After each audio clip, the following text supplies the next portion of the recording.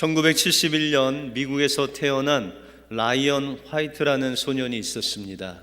이 소년은 13살 때 혈우병으로 수술을 받게 되었는데 불행하게도 그만 그 수혈을 잘못하는 바람에 에이즈에 걸리고 말았습니다. 자기 잘못도 아닌 어른들의 부주의로 라이언의 인생은 이제 죽음의 길을 향하게 되었습니다. 그런데 이 라이언은 자신이 얼마 있지 않으면 죽는다는 사실을 알매도 불구하고 다른 사람들을 원망하거나 또한 불평하지 아니하고 오히려 자기를 위로하는 다른 사람들에게 친절히 대하고 또한 자기를 위로하는 부모님을 오히려 자신이 위로하면서 정말 변함없이 정상적으로 학교 생활을 했습니다. 이런 사실이 신문에 기재되면서 유명한 레이건 대통령과 또한 마이클 잭슨 등 유명한 사람들이 이 라이언을 찾게 되고 선물도 주고 또 위로도 하는 그런 일을 하였습니다. 그럼에도 불구하고 죽음은 그를 놓아주지 않았습니다. 그 후로 라이언은 5년이라는 삶을 살고 18살 젊은 나이에 주님의 품에 안기게 되었습니다. 라이언은 죽기 전에 그의 아버지와 마지막 유언과 같은 이야기를 나누었는데 크리스찬 잡지에서 이 대화를 기록을 했습니다. 아버지는 라이언에게 이렇게 이야기를 합니다. 아들아, 미안하다. 이제는 나는 내게 아무것도 해줄 수 없구나. 이 아빠가 더 이상 어떤 선물도 줄 수 없음을 용서해 다오 라고 이야기를 합니다. 그때 라이언은 대답하기를, 아빠, 전 지금까지 많은 선물을 받았지만 아무도 아빠 같은 선물을 준 사람은 없었어요. 아빠는 저에게 죽어서도 천국 갈 수 있는 티켓을 선물로 주셨잖아요. 바로 예수님을 소개해 주셨어요. 아빠 때문에 제가 교회를 가게 됐고 그곳에서 예수님을 만나고 믿고 영원한 생명을 선물로 얻었어요. 이보다 더 위대한 선물은 없을 거예요 라고 고백하고 그의 삶을 마감을 합니다. 라이언은 그의 삶 속에서 가장 소중한 것이 무엇인지를 알았습니다. 그것이 바로 예수님을 믿음으로 얻는 영원한 생명이 세상의 어떤 선물보다 값진 것을 알았고, 짧은 생이었지만 다른 사람을 원망하지 않고 부모님을 원망하지 않고 오히려 예수님의 그 사랑으로 사람들을 대했던 라이언이라는 그 청년이야말로 진정으로 주님을 영접한 하나님의 사람이었다는 것입니다. 주님께서 우리를 구원하시기 위해서 십자가에서 피 흘려 우리를 구원하신 그 사랑이 바로 우리의 인생의 가장 소중한 선물인 것을 기억하시고 그 사랑에 늘 감사하시는 우리 은혜교회 모든 성도님들 되시길 주님의 이름으로 축원드립니다. 오늘 본문을 통해서 에베소 교회가 잃어버린 처음 사랑이 무엇이고 그 처음 사랑을 찾기 위해서 우리가 할 일은 무엇인지 오늘 본문을 통해서 살펴보겠습니다. 먼저 우리는 주님의 십자가를 통해서 주신 처음 사랑을 소유해야 됩니다. 이 에베소 교회, 에베소 지역은 로마 나라가 자랑하는 4대 도시 중 하나였습니다. 이곳은 동서양을 잇는 아주 상업이 발달됐고 종교적으로는 아데미 신전이라는 7대 불가사의 중 하나인 이런 신전이 그곳에 있었기 때문에 많은 사람들이 그곳에 방문하고 또한 그곳에 묵으면서 그 아데미 신전을 보러 왔습니다. 그래서 이 에베소 지역은 상업적으로나 경제적으로나 또한 종교적으로나 아주 발달된 그런 도시였습니다. 또한 이곳에는 황제를 숭배하는 황제 신전이 있었기 때문에 우상과 또 이 황제 숭배가 있는 우상 숭배의 대표적인 그런 종교 도시였습니다. 그럼에도 불구하고 이 에베소 교인들은 황제를 섬기지 아니하고 아데미 신전에서 우상을 섬기지 아니하고 예수님께서 주신 그 복음, 그 믿음, 그 십자가 길을 따라가는 그런 신실한 믿음을 갖고 있었다라고 말씀하고 있습니다. 오늘 2절에 보시면 내가 내 행위와 수고와 내 인내를 알고 라고 말씀하고 있습니다. 예수님께서 이 에베소 교인들의 행위와 수고와 인내를 알고 있다라고 말씀할 정도로 그렇게 신앙이 좋은 사람들이 바로 이 에베소 교인들이었다는 것입니다. 여기서 행위라는 것은 우상을 따르지 않고 황제를 숭배하지 않고 그것으로 인해서 경제적으로나 또한 사회적으로 소외될 수 있음에도 불구하고 그들은 굳굳이 그 십자가의 길을 따라가는 그런 인생의 삶의 행위를 보여주었다라고 말씀하고 있습니다.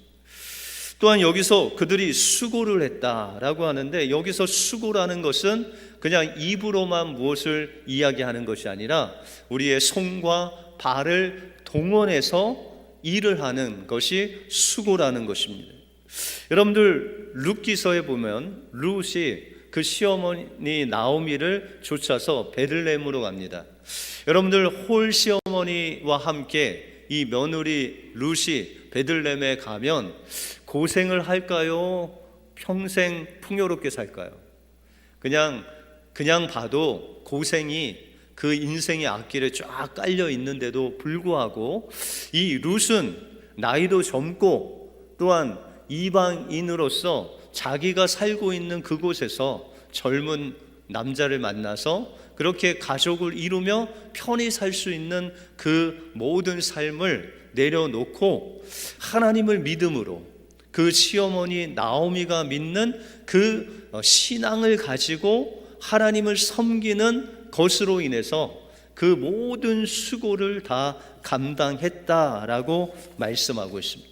그래서 낮에는 그 추수 시기가 올 때 그가 나가서 이삭을 아침에 나가서 점심까지 그것을 줍고 와서 시어머니 밥을 차려주고 또 나가서 이삭을 줍고 들어와서 밤에 저녁을 차려주고 이렇게 시어머니를 봉양하면서 그의 손과 발로 이삭을 주우면서 그 수고로 인해서 하나님께서 그 수고를 보시고 그 룻의 삶 속에 하나님이 함께 하셔서 그를 다윗의 조상으로 세워주시는 놀라운 축복을 주셨다는 것입니다.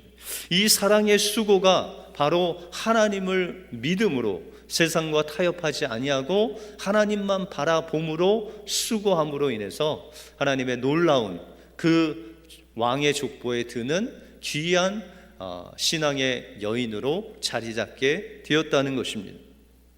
또한 이들은 인내했다라고 말씀하고 있습니다.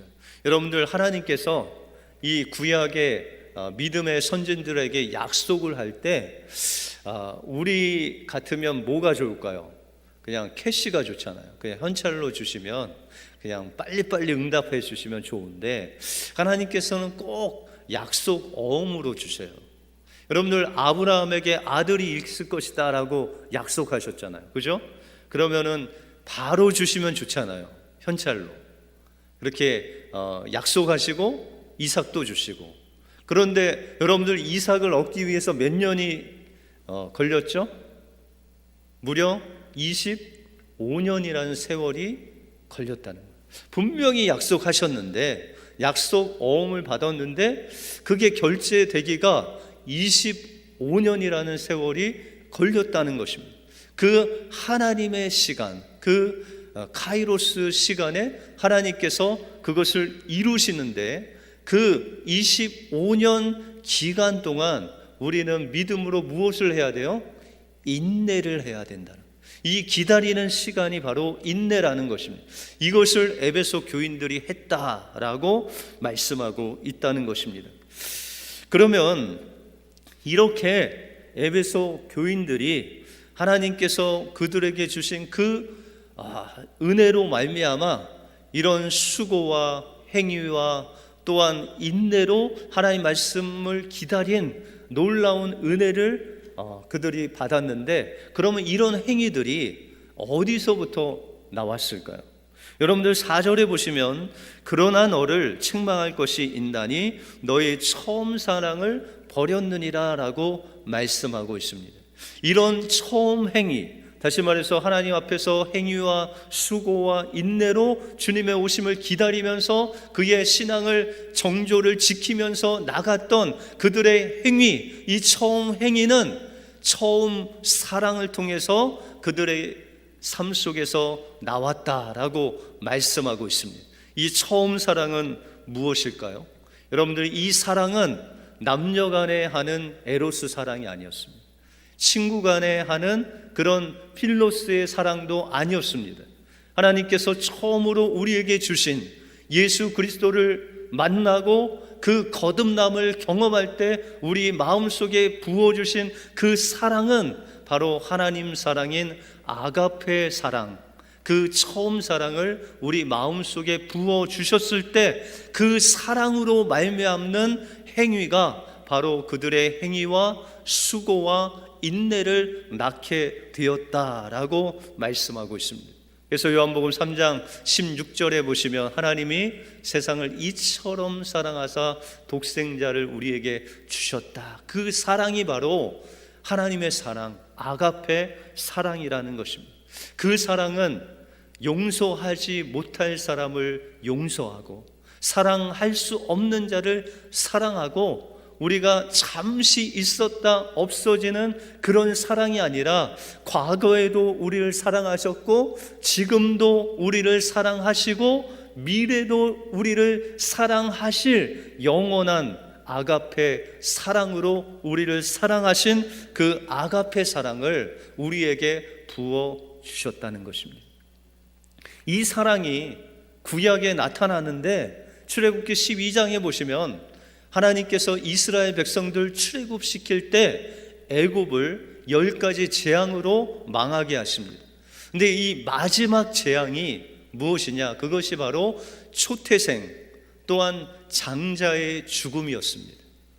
하나님께서 이 애굽 바로가 하나님 말을 계속해서 거역하자 마지막 재앙인 이 10번째 재앙을 내리실 때 하나님께서 여호와의 사자를 보내셔서 그 가정의 장자, 맏아들 또한 짐승의 첫 새끼들을 다 죽이셨습니다.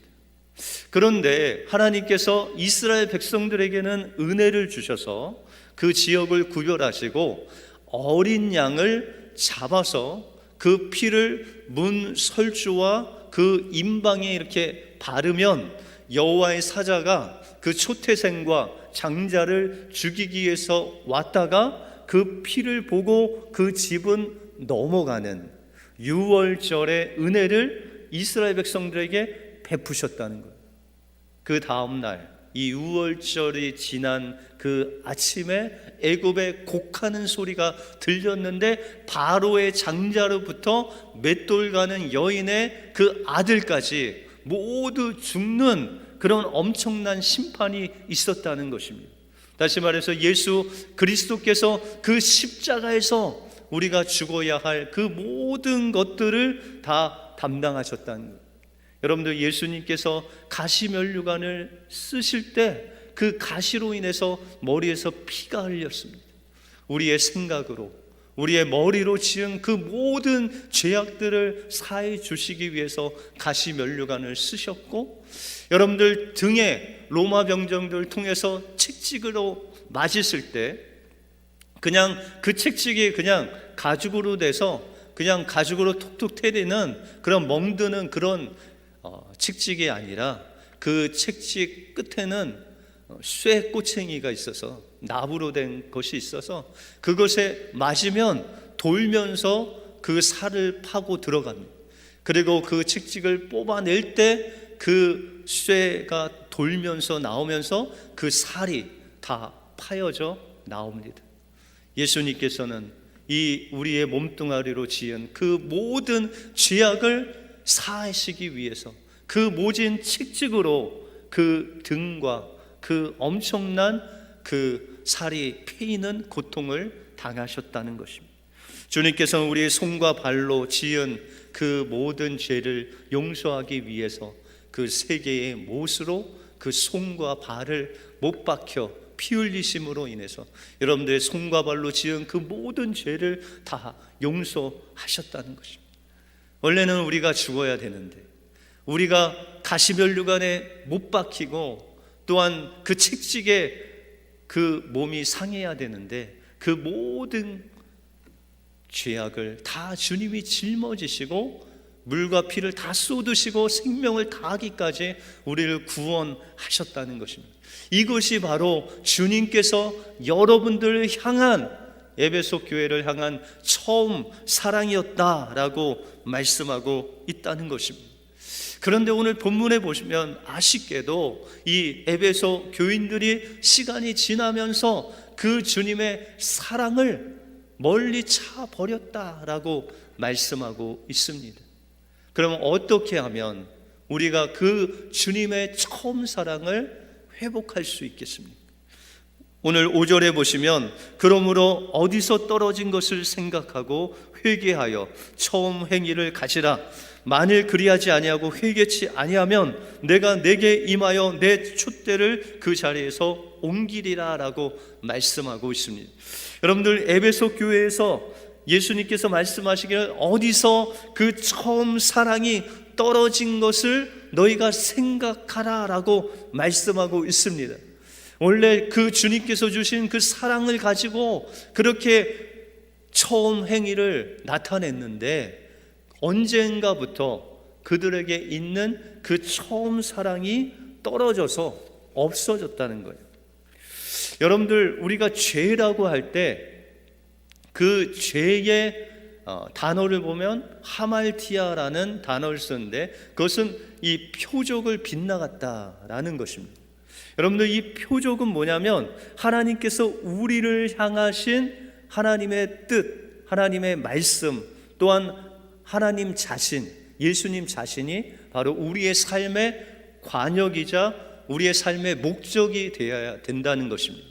하나님께서 아담과 하와를 지으시고 그에게 선악과를 먹지 말라고 말씀하셨습니다.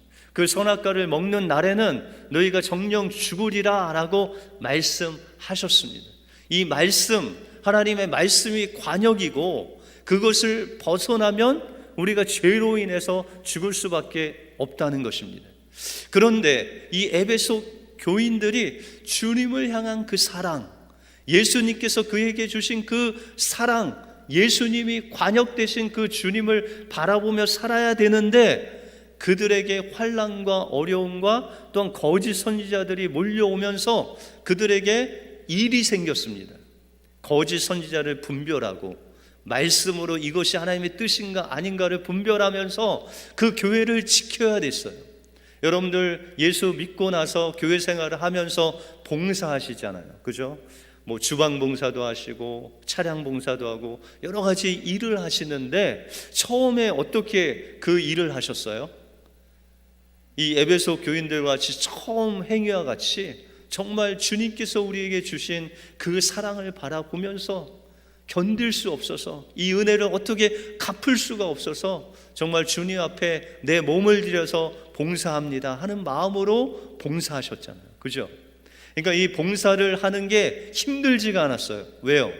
주님의 그 사랑에 너무 감격해서 이 봉사하고 주님이 주신 그 사랑하고 비교할 수 없어서 하나님 앞에 늘 봉사하고 힘든데도 불구하고 감사하면서 봉사했는데 시간이 지나면 지날수록 그 감사와 그 사랑이 식어지고 뭐가 나와요? 왜 나만 이렇게 열심히 일해야 되나? 이 불평이 나오는. 왜요? 여러분들이 관역에서 자꾸 벗어난, 주님께서 우리에게 주신 그 주님의 사랑, 그 관역 되신 예수 그리스도를 바라보고 주님께서 주신 그 사랑이 관역이 되어야 되는데 그 일이 우리의 관역이 되어서 그 일을 바라보고 일만 하려고 하는 그 시선으로 일을 하니까 주님이 그 자리에 없고 일만 남게 되었다는 거예요. 이 에베소 교회가 그렇게 했다는 거예요. 그렇게 열심히 수고하고 일하고 했는데 예수님이 안 계시고 그 일만 지금 하고 있는 거예요.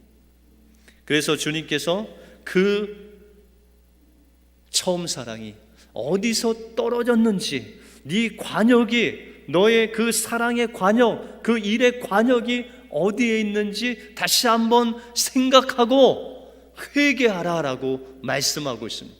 내가 가던 그 삶이, 그 관역이 잘못된 삶으로 간다면 그것을 주님께로 돌이키라는 거예요. 내가 가던 그 길에서 완전히 180도로 돌려서 주님을 향해서 다시금 그 관역을 향해서 우리가 나갈 때, 다시 말해서 예수 그리스도를 다시 만나고 우리의 잘못된 모든 것들이 십자가 앞에 내려놓고 주님의 사랑이 우리의 삶 속에서 회복될 때, 그 관역 대신 예수 그리스도를 바라보고 만날 때 우리 안에 부어주신 그 주님의 사랑이 다시 공급되는 놀라운 역사가 일어난다라고 말씀하고 있다는 것입니다. 1968년 8월에 내적 치유 권위자이신 정태기 목사님이 우울증으로 고생을 하셨답니다. 그런데 친구 소개로 소록도에 가면 아주 좋은 목사님이 있으니까 내가 거기서 한 달 동안 기도하다 와라 라고 해서 소록도를 내려가게 되었다는 것입니다. 그런데 그 당시에 소록도는 2,000명의 사람들이 살았는데 그 중에 1,800명은 이 한센병을 걸렸다가 다 나아서 음성이 된, 다 나음을 얻은 사람인데, 이 한센병으로 인해서 이 몸이 다 망가졌기 때문에 그곳에서 나오지 못하고 그 소록도에 사는 1,800명의 사람들이 있었고 200명은 한센병에 걸린 환자들이 사는 곳이었다고 합니다. 그래서 이 목사님이 소록도에 도착해서 무더운 여름이었기 때문에 그 앞에 예배당에 들어가게 됐는데 소록도 중앙교회라는 곳으로 들어가게 되었다고 합니다. 그런데 그 예배당이 한 우리 교회 2배 정도 된 것 같아요. 한 1,000명이 들어갈 수 있는 그런 예배당에 의자도 없이 그냥 무릎 꿇고 다 앉아 있는데, 이 소록도 교회는 하루에 3번씩 아침, 점심, 저녁 매일 예배가 있었다고 합니다. 그래서 그날 이제 더위도 피할 겸 교회도 갈 겸 해서 이 중앙교회에 들어갔는데 앉았는데, 이 부목사님이 인도를 하는데 막 통성으로 기도하는데 그 예배당이 그냥 떠나갈 정도로 그렇게 뜨겁게 통성 기도를 하시더래요. 그런데 이 목사님만 우울증이 있었기 때문에 단 한마디도 기도하지 못하고 눈을 감고 이제 기도를 하는데, 그 목사님 뒤에서 기도하는 그 기도 소리가 계속해서 들렸대요. 주님의 은혜가 이렇게 놀라운디 어떻게 그 은혜를 갚는디요. 충청도 분인 것 같아요. 그러면서 엉엉 울다가 또 주님의 은혜가 이렇게 놀라운디 제가 그 은혜를 어떻게 다 갚는디요 라고 하면서 또 펑펑 울다가 하나님 고맙습니다, 하나님 감사합니다, 계속 감사가 떠나지 않게 그렇게 울다가 기도하다 울다가 감사하다. 그래서 아니 저분은 뭐가 그렇게 은혜롭고 뭐가 그렇게 감사해서 저렇게 펑펑 울다가 또 감사하다 하나 하고 뒤를 이렇게 봤대요. 그랬더니 그는 머리카락과 눈썹이 없고 코도 없는데 그 남은 콧구멍 속에서 콧물이 그냥 계속 나오면서 입도 돌아가고 얼굴은 마치 뜨거운 불 속에 들어갔다 나온 것처럼 심하게 일그러져 있었고 손과 발은 다 뭉그러져서 이제 손목만 남은 그런 분이었어요. 그래서 목사님은 아니 저런 몰골로 하고도 하나님께 뭐가 그렇게 감사하고 뭐 은혜가 그렇게 감사할까, 그런 마음이 들었는데 갑자기 목사님 마음속에 그냥 뜨거운 불 같은 게 일어나더니 그냥 통곡이 나오면서 기도가 막 나오더래요. 그래서 예배 이제 시작하는데 막 소리를 지르고 막 통곡으로 기도하는데 그 입을 어떻게 주체할 수가 없더래요.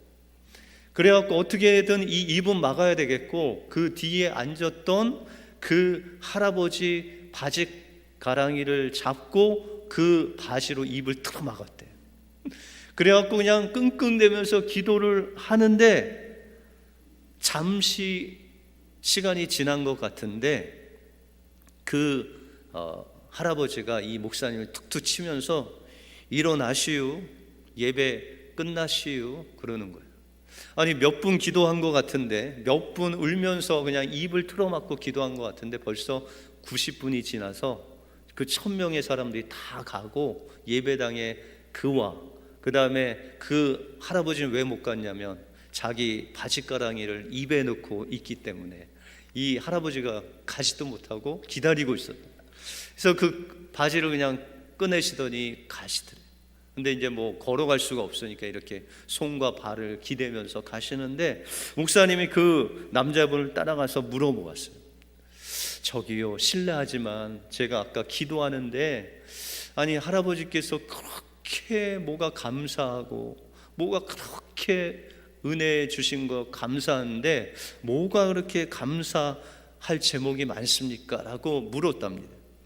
그랬더니 그 분이 그 몽둥이 같은 손을 치켜 올리더니 하나님 앞에 고맙고 말고요, 감사하고 말고요 하면서 나는 고향이 충청도인데 내가 문둥병에 걸렸더니 내 고향이 나를 버렸어요. 내 친척이 나를 버렸고 내 가족도 나를 버렸어요. 그런데 그 소록도까지 나를 따라와서 나에게 기쁨과 감사를 주신 분이 있어서 제가 그렇게 감사하고 또한 찬양하는 것입니다. 목사님은 그분께 이야기하기를 이 목사님이 소록도에 내려오기 전에 소록도라는 책을 읽으셨대요. 근데 그 책 속에 남편이 문둥병에 걸렸을 때 이 아내가 따라와서 그 소록도에서 같이 죽은 그 아내의 숫자가 18명이래요. 그러니까 그 오랜 시간 동안 남편이 문둥병에 걸려서 그 남편을 혼자 보내지 못하고 따라온 아내가 18명이래요. 그런데 아내가 문둥병에 걸려서 따라온 남편은 몇 명일까요? 하나도 없었대요. 그래서 분명히 할아버지를 따라온 할머니가 있어서 그분이 이렇게 기뻐하나 보다라고 해서 그러면 할머니가 충청도에서 따라오셨어요? 라고 물었더니 그분이 하는 말이 아니요, 예수님이요 라고 말씀하시는 것이었어요. 그 목사님은 이제 어디 오갈 데가 없어서 그 분과 함께 2평 남짓한 그곳에서 2주 동안 그 밥을 얻어먹으면서 힘들고 어려울 때마다 그분이 손 얹고 기도해주고 울면서 기도해주면 그 목사님도 울고 또 밥 먹고 기도하고 울고 그렇게 2주 동안 지내면서 그 목사님이 오히려 예수님을 다시 만나게 됐어요. 그리고 그 우울증이 치료 안 받고 평생 우울증을 걸리지 않았다고 간증하고 있습니다. 여러분들, 이 목사님에게 은혜를 준 그 할아버지 나이가 48이었대요. 박권찰이었대요. 그런데 그분이 그렇게 주님을 사모하는 그 모습을 보고 그의 인생이 그 관역되신 예수님의 은혜에서 벗어나지 않고 오직 그분만을 바라보며 살아갈 때 그분의 삶, 우리가 봤을 때는 뭐 하나 정말 감사할 수 있는 조건이 하나도 없었는데도 불구하고 그의 평생에 그를 따라와 주신 예수님께 감사하며 기쁨으로 찬양했던 그 은혜를 보면서 이 목사님이 예수님을 다시 만나게 됐고 우울증을 치료 안 받고 그가 정말 그 고통 가운데 있는 자기와 같이 우울증으로 고통받는 자를 통해서 정말 치료해주는 그 사역을 평생 하나님 앞에 드렸다는 것입니다. 여러분들, 주님께서 여러분들에게 처음 사랑을 베풀어 주셨습니다. 여러분들이 예수 그리스도를 믿을 때 그 사랑을 체험해서 여러분들 기뻐서 처음 행위로 하나님 앞에 수고하고 하나님 앞에 인내하면서 주님의 십자가에 늘 감사했던 그 처음 사랑이 있었다는 것입니다. 그런데 우리가 시간이 지날수록 그 은혜를 망각할 채 우리가 그 관역에서 벗어나서 그 일에 또 사람에 또 세상을 바라볼 때 주님께서 주신 그 처음 사랑이 식고 떨어져 나간 것입니다.